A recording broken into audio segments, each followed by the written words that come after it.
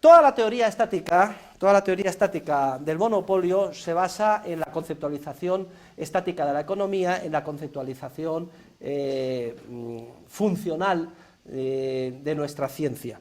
Piensan que hay funciones de costes, funciones de ingresos que se pueden conocer, y en realidad lo que hacen es oponer, no me gusta, pero como lo van a ver ustedes en muchos manuales, hacer gráficos. Ellos dicen que en competencia perfecta, cuando todos los oferentes venden el mismo producto al mismo precio, lo que hay es una línea horizontal, que sería no curva, sino una recta, que indica que el ingreso marginal de todo lo que venden es el precio que obtienen por la unidad. Como son oferentes uno entre muchos, no tienen ninguna capacidad de influir en el mercado y todos son capaces de vender sus unidades al mismo precio, y por tanto el ingreso marginal que obtienen es ese precio único.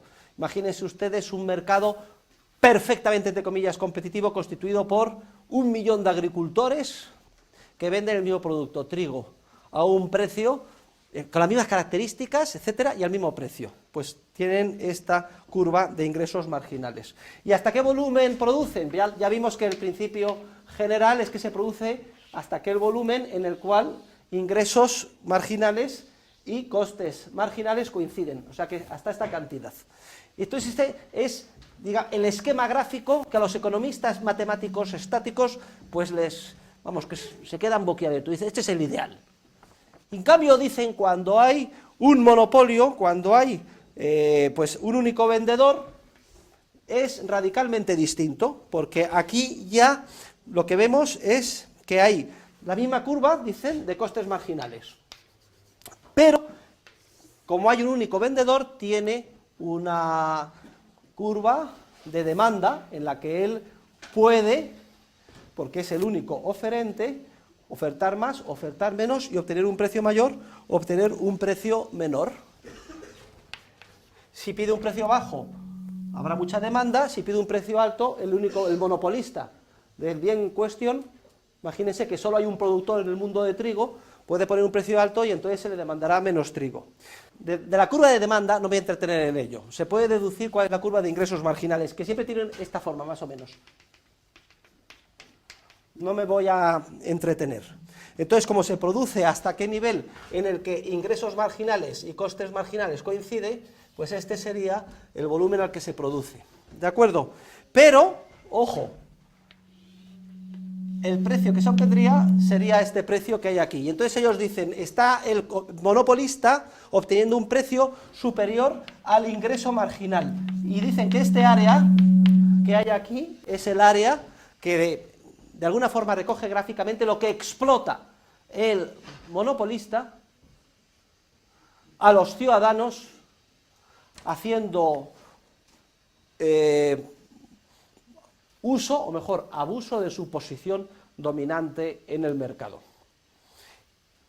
Entonces, ¿cuál es la solución para el economista neoclásico del monopolio? Pues muy sencilla, dicen, hay que ir a una situación como esta, en la que se cobre un precio igual al ingreso marginal y no un precio superior al ingreso marginal. Y la única solución es acabar con el monopolio, que la ley multe a ese señor, forzar la división de su empresa en múltiples empresas, y entonces ya estaremos en este modelo estático de la fotografía en el que hay muchos empresarios vendiendo todos al mismo precio.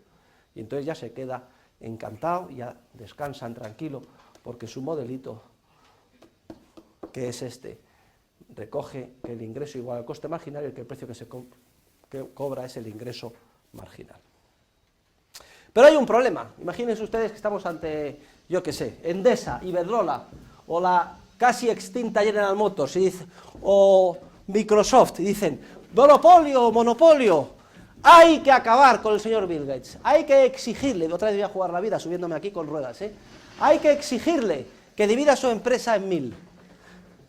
El problema que no tienen en cuenta los economistas matemáticos es que si se divide la empresa, aunque no en 1000, ni en 100, aunque sean en 10 o en 4 o en 2, la curva de costes marginales ya no sigue siendo esta. Ya no vale lo mismo adquirir factores de producción para producir. Si usted divide la empresa en muchas unidades, más pequeñas. La curva de costes marginales crece como la espuma.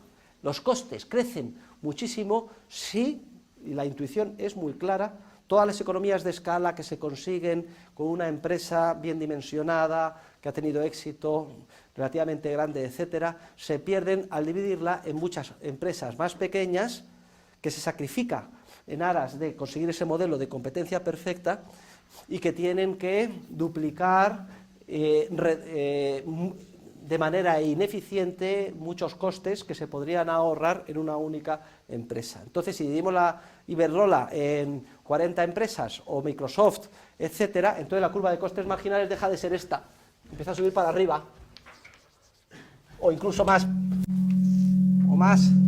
curva de costes marginales aquí. Pero el economista matemático no le importa, porque aunque esté allá arriba, si ya hay muchas empresas vendiendo todos al mismo precio y la curva de ingresos marginales pasa a ser una recta, pues pondríamos igual que aquí, pondríamos aquí, ingreso marginal o ingreso marginal 2, entonces ya no se explotaría al consumidor porque se estaría cobrando exactamente el precio igual al ingreso marginal donde corta la curva de costes marginales, ya no se le explotaría al consumidor esto. Y duermen tranquilos. Pero yo les pregunto a ustedes, ¿tiene que estar contento el consumidor? ¿Qué va a preferir? ¿Qué preferiría el consumidor?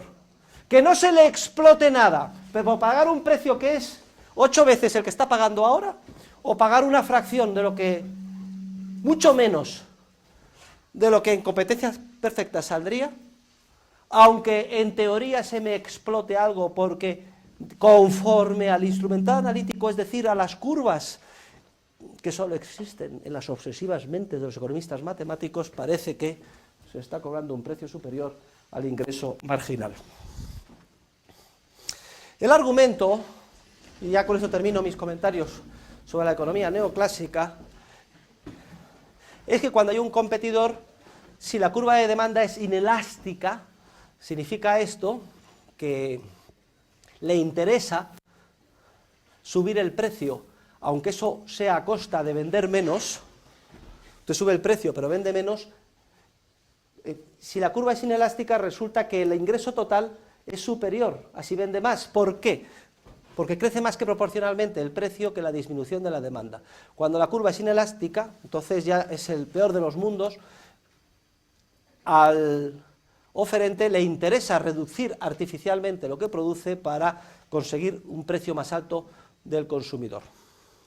Pero claro, el problema es que ellos están comparando un precio de monopolio con el hipotético precio que habría en competencia perfecta, y como no hay funciones y no se conoce ni se puede saber cuál es el precio de competencia perfecta, no hay ninguna guía. En la vida real solo hay el precio de mercado y el precio que no es de mercado. Y por tanto, es lo único que podemos analizar como teóricos desde fuera. Precio de mercado en vínculos contractuales, resultado del acuerdo voluntario entre las partes. O precio que no es de mercado, impuesto por la fuerza coactiva, alguien que te dice hold up, con una pistola en el pecho te hace una amenaza, o unos sindicatos con piquetes. Es lo único que se puede observar en la vida real. Y no podemos definir una situación de monopolio en base a comparar con un precio hipotético que habría en competencia perfecta, cuando ese modelo de competencia perfecta solo existe en la obnubilada mente de unos teóricos, y además, como les he demostrado, en la vida real solo se daría si se dividieran en muchísimas las empresas, y eso daría lugar a un crecimiento de los costes enorme, que aunque tranquilizara la conciencia del economista neoclásico, porque a todo el mundo se le cobrara su precio igual al ingreso marginal, igual al coste marginal, sería un nivel estratosférico, es decir, a un precio mucho más elevado.